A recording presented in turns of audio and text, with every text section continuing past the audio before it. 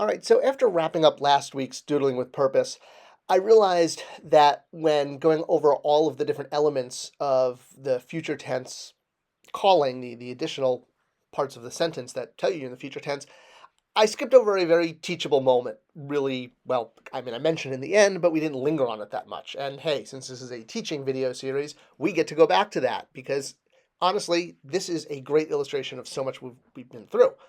All right, so future tense. Yes, we've been talking about that. Look at how crowded our piece of paper has gotten. That we now are breaking it out in different papers. So future tense, the only definitive clue we have is the doubling verbs don't double, but a lot of the other types of verbs don't change. So that's why we have those future tense elements: hailing of the visitor, offering request, and the appeal to goodwill.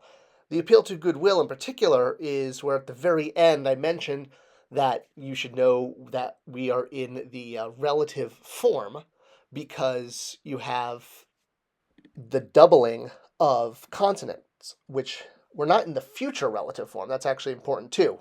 We are in the future tense overall, but within the future tense, it is a straightforward relative, not a future relative. I know, that's why I wanted to go over it again. So the standard relative form, everything doubles except strong, but it does help because 3 out of 4 of the verb forms have a modification. So this is why when you see a double consonant at the end of a verb, it's your clue that you are in the relative form. So let's look at how the relative form within the future tense works here. So here is the first part of that appeal. It is mer'ach, which is love, life. And then the second part is misjput, which is hates, death. And looking at both of the verbs, hate and love, you see a double ending consonant. 2 R's in love and 2 vipers in hate. So let's break this down a little bit more. So putting a line between the 2 words, we have love and life. Love has an extra R in it, and it has a W at the end. Life is a standard spelling, although we do have some echo effects with onch, and then an N and an extra sound.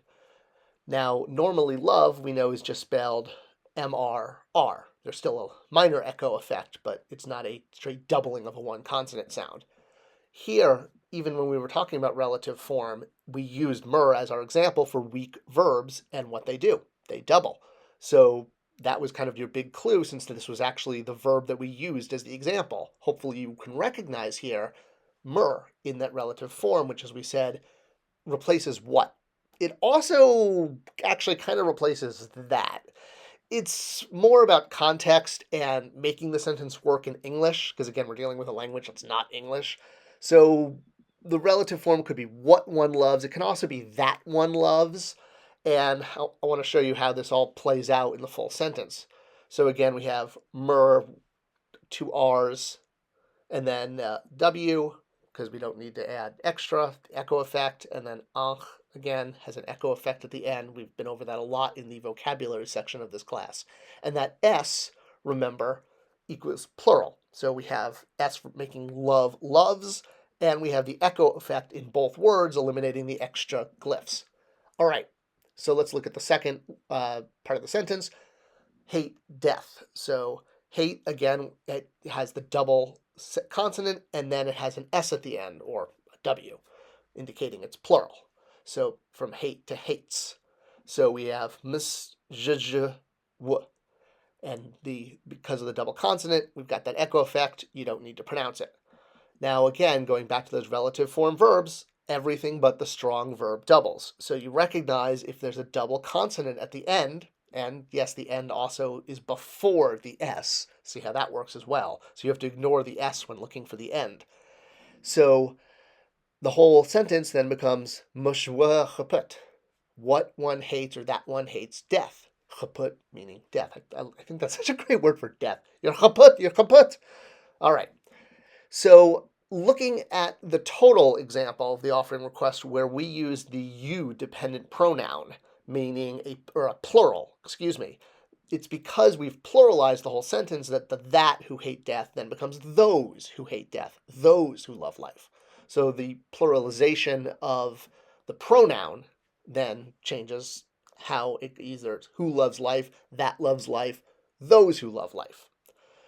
All right, so I've written out the entire formula here, all of the different elements that can remind you you're in future tense. Remember that the chick at the end is an S, and I've also done the 3 strokes. You may get one or the other. So you're not always going to get both together, but I've added both together in all instances of plurals or multiple determinatives to kind of help out. So this is a great homework for you to write down, translate, transliterate.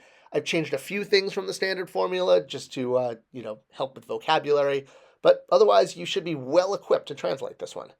All right, we'll meet back next week and decode and talk about, where we go from here. We're actually going to review all of the verb structures and head back into pronouns and some structure stuff. All right, thanks for sticking around, and I'll see you guys next week. Good luck with the homework. You should be well equipped for this one.